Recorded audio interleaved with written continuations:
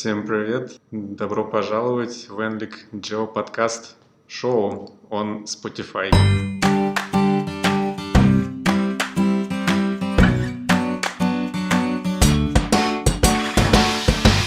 LinkedIn.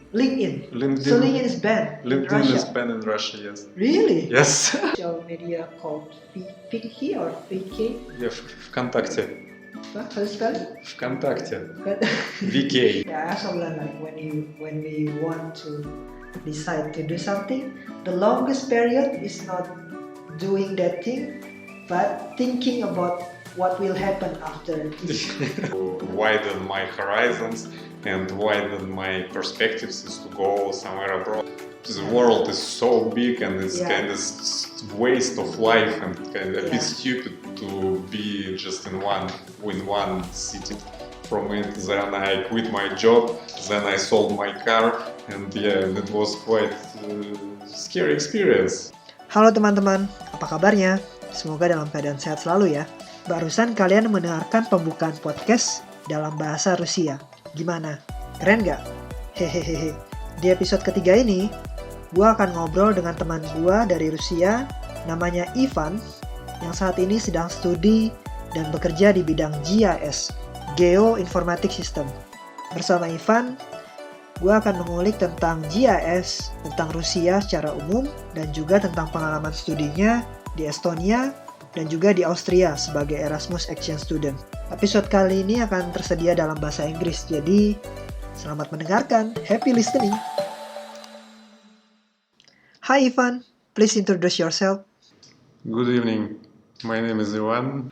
I'm from Moscow originally, and I lived all my life in Moscow, and now I'm kind of traveling in a travel mode.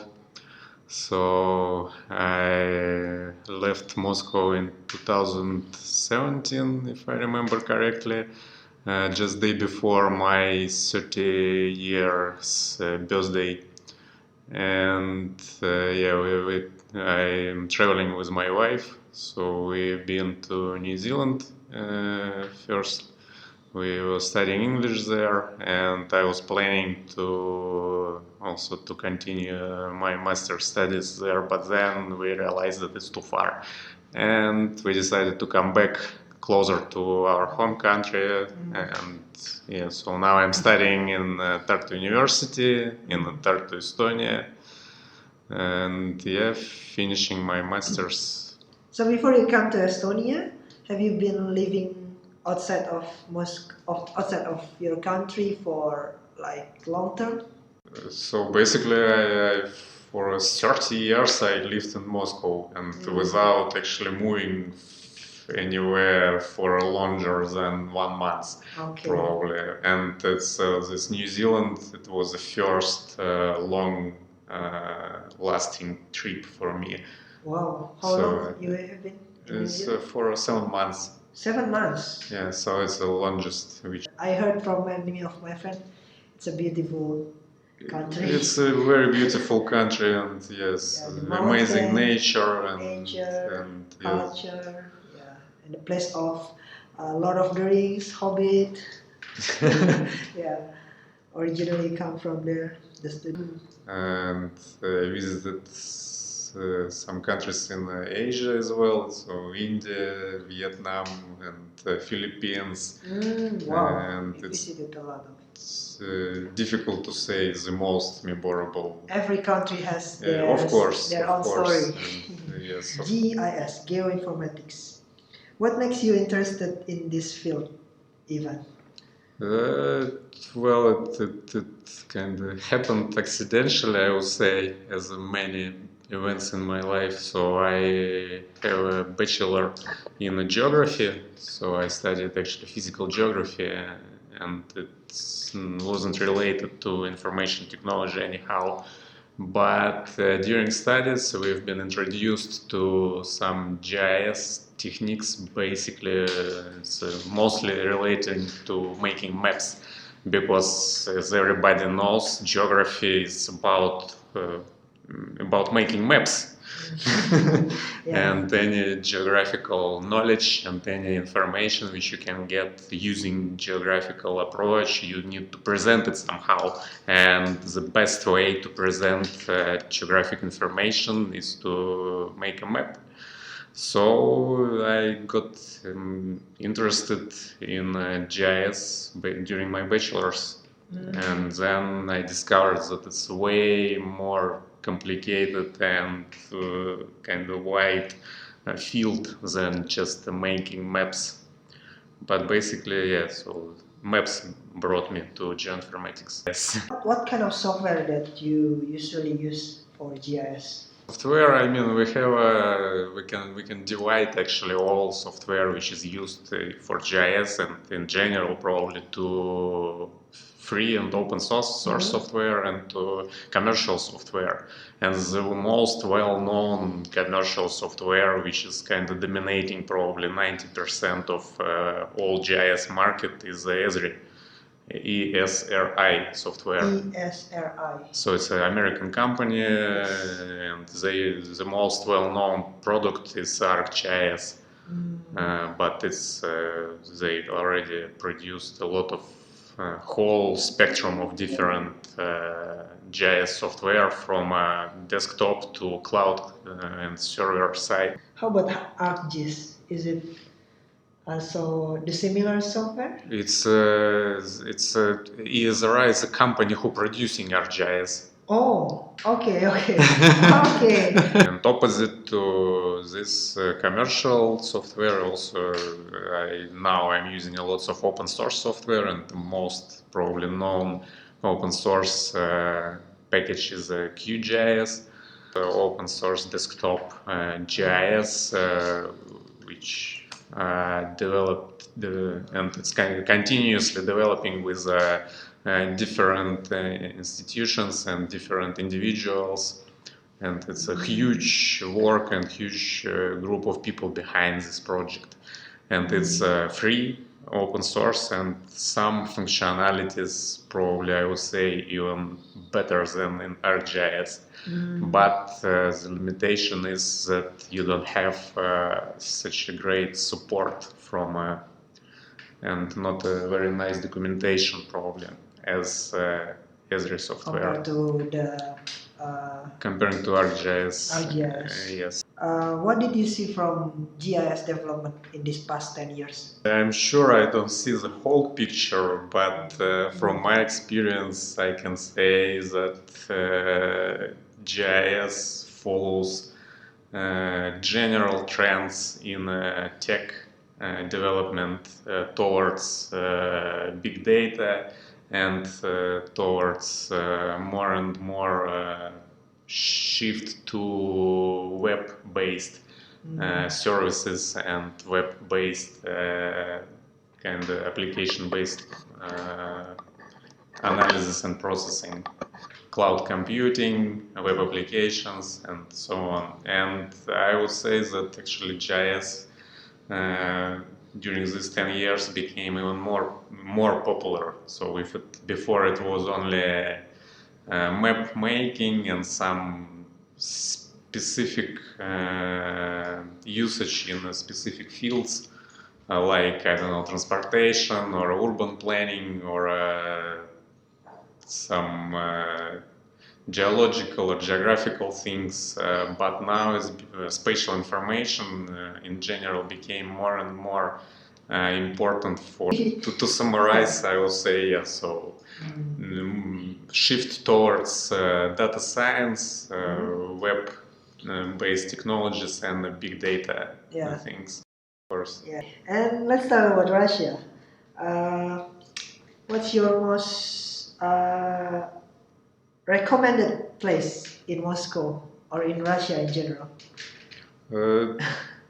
Moscow, for a visiting, it's probably a nice place to visit at least once, because it's a huge city and it's the capital of a huge country. But I wouldn't recommended for a living for people who not really like huge cities and living in huge cities, because it's very crowded and with a heavy traffic. Is it safe for people who cannot speak Russian to visit Russia by themselves, by him or herself? It's as safe as any country without some war or some unrest there. So it's safe, yeah. And I would say that the further from big cities you go, the safer it is for foreigners, because it's a kind of quite common for Russian people to be like really welcoming for foreigners, especially. And if you don't speak Russian, it will be more maybe difficult, because in the countryside it will be difficult to find people who speak English even, but it will be safe, and probably all who you will meet will try to help you as much as they can. But yeah, it's about small towns maybe. But of course, in the big touristic cities where kind of as any country in the world, people tend to abuse tourists and cheat, especially taxi drivers. So you need to be, of course, careful as everywhere.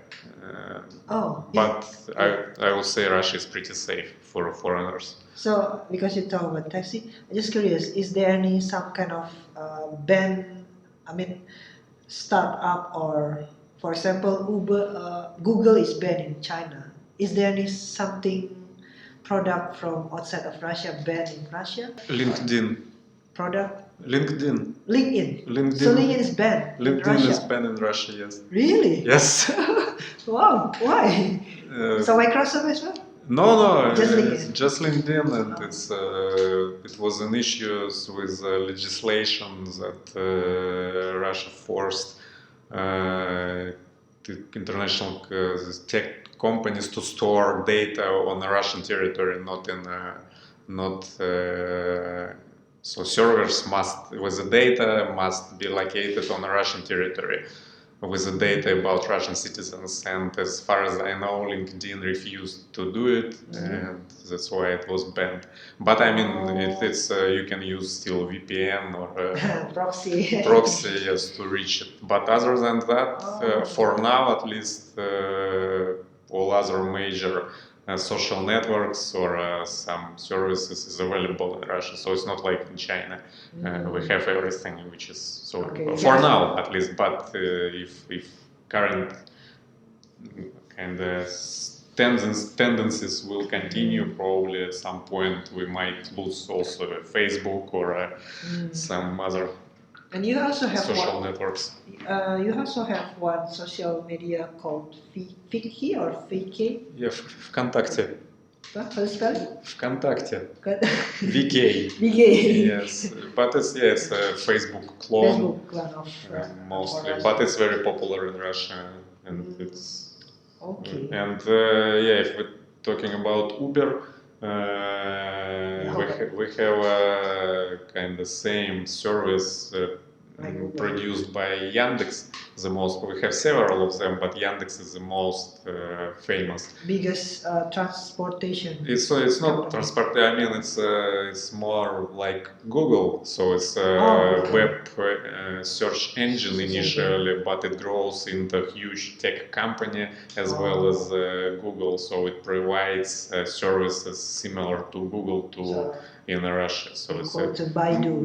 Map, basically. So it's maps, transport, everything which is kind of developed by Google. The same services have Yandex, and Yandex also has this Yandex Taxi, which is basically almost same as Uber. And in Russia, they made an agreement with Uber, so it's actually they combined their efforts, and so they're in partnership, Yandex and Uber in Russia. It used to be separate services, but they decided not to make competition, but just work together in the Russian market. Okay, and as we know, On 2 years ago, 2018, Russia became the host of FIFA World Cup. So, how was your experience on that time? It was really great and memorable because I was in Moscow during work. Being in the city during this time was really exciting experience because of lots of people from all around the world visited Russia, and we walked a lot in the city center and observed a lot of fans in the traditional kind of dresses and colorful outfit. And the atmosphere was really nice, and it's like huge celebration.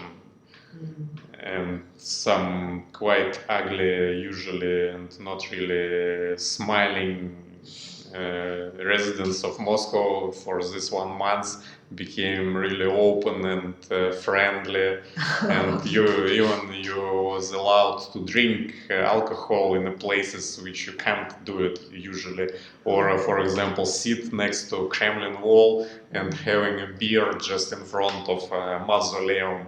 And police just was standing next and do nothing. But usually in the regular times, during usual time, if you will try to drink a beer or some other alcohol in such places, you will be arrested and put into jail for not jail, but will be taken to police department for some time and got fined probably. Yeah, but during World Cup it was all crowded, all city center and Red Square with the people from all around the world, and everybody was having fun just, and it's really kind of fresh air. But the biggest adjustment I would say is that in public transport, some English translation and English signs finally appeared. Oh, usually there's no English translation. It's appeared just maybe a month before World Cup started. Before that, there wasn't any. I mean, maybe just some street signs in the city center, or some English names in a central metro station. But apart from that, no. In the buses, in trolley buses, in the metro further than city center, there was any English name. And but then it's appeared just in 1 month, appeared everywhere, which is really nice to have. Let's talk about study. So Ivan. I'm not really keen to, but okay. Yeah. What makes you want to continue your study after so long didn't study? Because I got bored at some point on my previous job, and I realized that something should be done, and I need to move somewhere and to change something. Because if I wouldn't do it at that point, I would just work till my retirement in one company without any development, and it was kind of, I was really bored, and I saw the opportunities, only kind of interesting opportunity to widen my horizons and widen my perspectives is to go somewhere abroad. And and the best way probably to find a job somewhere else outside of Russia, if you're not really good specialist, is to study first.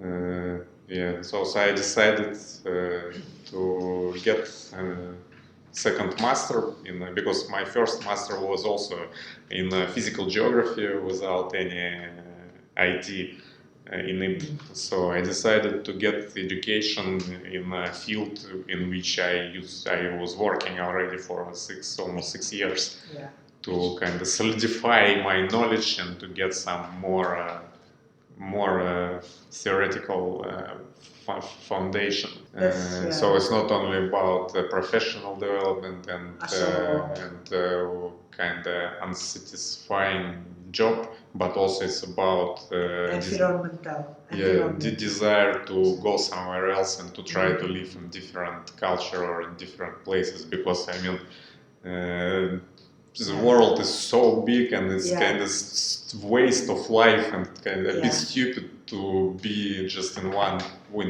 city during all your life. What do you feel the difference between studying back in Russia and now in Estonia? It's probably difficult to compare because my studies was quite long ago, and of course it's a huge difference in terms of organization and in terms of technological advancement. So when I used to study, we didn't have any kind of online resources for studying or some online platforms like Moodle here or like Blackboard or different online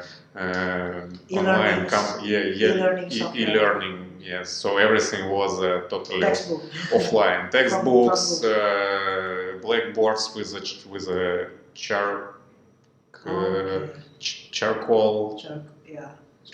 Blackboard. Blackboard basically. Chalks, yes. And very limited actually usage of even of computers, at least in our department. So everything was analog based. Analog based. Yes. And so I was quite impressed by modern way to actually to teach using all these online services. And I also heard you have done the Erasmus student exchange from University of Tartu to one university in Austria, University of Salzburg. Yes. Salzburg. How to spell it? I'm not sure if I'm spelling it correctly in English, but it's Salzburg. Salzburg. Yeah, with Red Bull is a big company there. Red Bull. It's the headquarters in Salzburg. So how is your experience? It was absolutely great in terms of everything. It's a great country. I really enjoyed it. It's a nice city, very beautiful nature, Alps, mountains, very nice beer, and great international community as well. And this also, I really enjoy this Erasmus program as in general. It's really a great thing and really great opportunity for students to visit different countries. Regarding Erasmus itself, is it also open for Russian university or just European Union? It's the European Union plus. Some countries also included in this program, but not Russia. Not Russia. So you can still get from Russian universities, but it's a different program. So it's not Erasmus as it is for European universities. But I know that, for example, Georgia has this Erasmus agreement, and I've met lots of people from Georgia who were doing Erasmus. So some European outside of some countries outside of European Union has this possibility to. Is it 6? How long you study for? One semester. 1 semester, so just around 6 months. 5 to 6 months. Less than 5 months around. And is it related to geoinformatics as well? Yes, it was. It appeared that Salzburg University has very well developed geoinformatics department, and it's really great team of scientists and teachers working there, and what is also good and that it's really tightly connected with the business. So all courses and actually all activities, they are more kind of inclining towards practical implementation of GIS. So it's not like science for sake of science, but it's more practically oriented. Practical oriented. Okay. And if I would have a chance, I would probably stay there for one more semester for sure. But you decide to go back? Yeah, because we already planned to do it and it would be quite complicated already to change the plans during this time. But I would probably even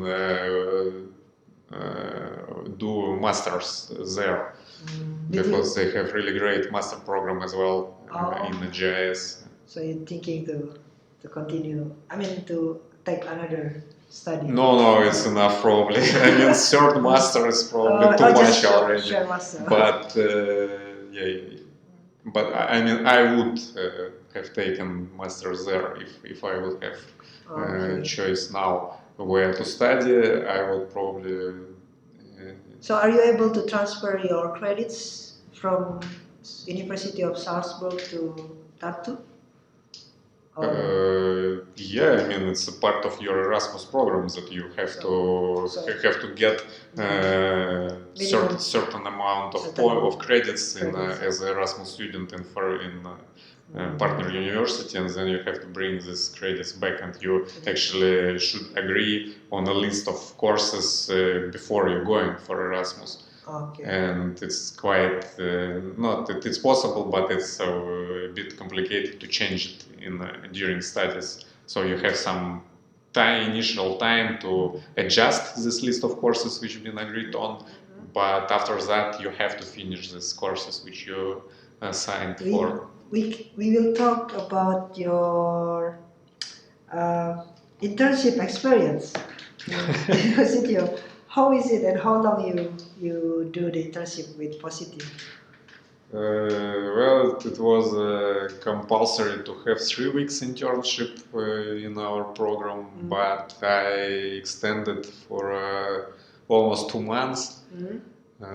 So during last summer, most of the summer last year I spent here in Positium during internship. Okay. And it was really nice, and it's really kind of a new experience for me because I haven't worked in other language environment before, so it was completely new experience for me to work not in a Russian company. Yeah, practice your English more. And I worked on really interesting tasks as well, and I improved my kind of knowledge in the Postgres databases and some GIS software. So I enjoyed it a lot actually. And it seems that I did a good job because now I'm working here full time just because I did my internship. So without internship it wouldn't be possible probably to get an offer. Yeah, and let's wrap it up. So do you have book recommendation for us to read? Probably recommend some fiction book which I read recently. It's a very famous author, Neil Gaiman. Probably many should know him. What's the name? Neil Gaiman. Neil Gaiman. Neil Gaiman. Neil Gaiman. Okay, what is the book name? So the book name is actually the most famous book probably is American Gods, which has also series. But the book which I enjoyed most is Nancy Boyce. So it's a really great fiction. Okay. And and a book which is not related or which is related to GIS. This ESRI actually. The book from the ESRI. Yes, they have lots of books, which is quite nice introduction to GIS and to GIS world.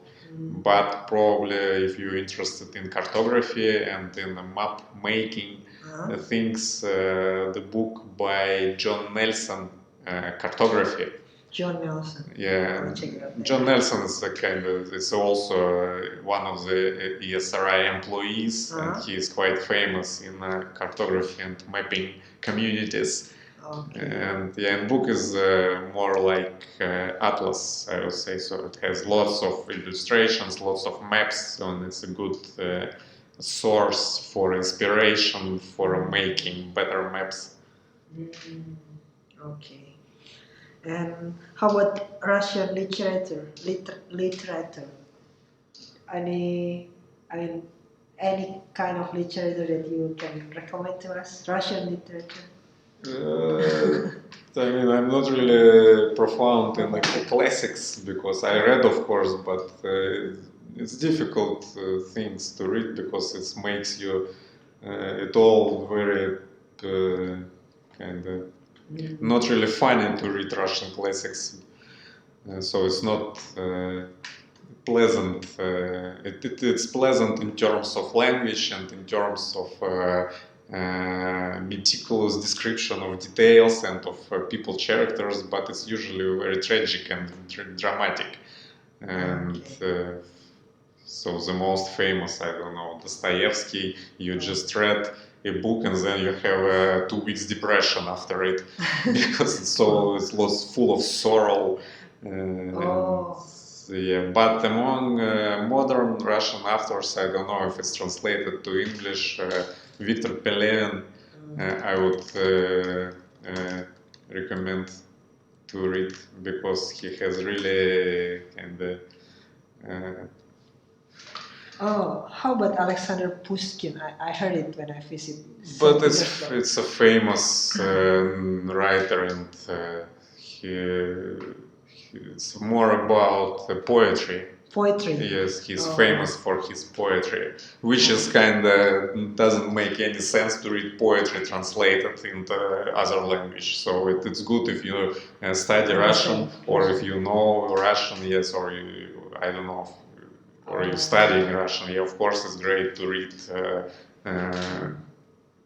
poetry in original. Yes, in original language. And okay. And let's close with the last question. What's your long-term goals and vision in the future? I don't have anything particular because it's difficult to make plans in life is so rapidly changing, and looking at this COVID situation, I mean, how can you plan anything when such thing can happen at any moment? So it's totally unpredictable environment we live in nowadays. But long-term vision probably for now is that I don't want to go back to my home country, at least for now. So I want to continue traveling and also settle here. I'm not sure. I don't want to settle anywhere for now. Oh, you want to become digital nomad? If I will have enough willpower for it, then yes, because it's kind of not so easy actually. Because of course, any human being looking for a comfort zone to be in a comfort environment, have enough money, have a predictable future, and when you set yourself in such environment, it's very difficult to go on. So to move on and to live your comfort environment. So it's always a bit of you need a bit of willpower to do it. Yeah, because when you say about nomadic life, you should learn how to detach yourself from some kind of things, like for example, you have a lot of possession, like with cars, with physical thing that you cannot bring always when you move. Board games. Board games, you have a lot of board games. So. But it was I had this experience when I decided to move from Moscow, and it was quite difficult and quite actually scary. When I had a job which who gave me enough money for a living. When I have a car, a flat, and basically everything was set, and I just get rid of this thing one by one. So I rent out my flat and I moved from it. Then I quit my job. Then I sold my car, and yeah, and it was quite scary experience initially. But it worked out quite well, so now I'm pretty satisfied with this decision, and it was really, really wise in the end, although it's difficult. And I'm sure that now it will be difficult again if I just, not if, but when I will decide to move on from here somewhere else. It will be same, maybe a bit easier because I already went through such experience, but still. Yeah, I also learned like when we want to decide to do something, the longest period is not doing that thing, but thinking about what will happen after we done that. So yeah, it also comes into my mind. What if I leave this job, and what if I cannot get a good similar job in the next destination? But yeah, it's life. That's all, Ivan. Thank you very much for your time. Спасибо. Пожалуйста. Yeah. Wish you all the best. Thanks. Yeah. And same for you. Yeah. And for your podcast. Okay, and so how to say goodbye in Russian? До свидания. До свидания. До свидания. До свидания. Yep. До свидания. Ciao. Bye bye. Bye.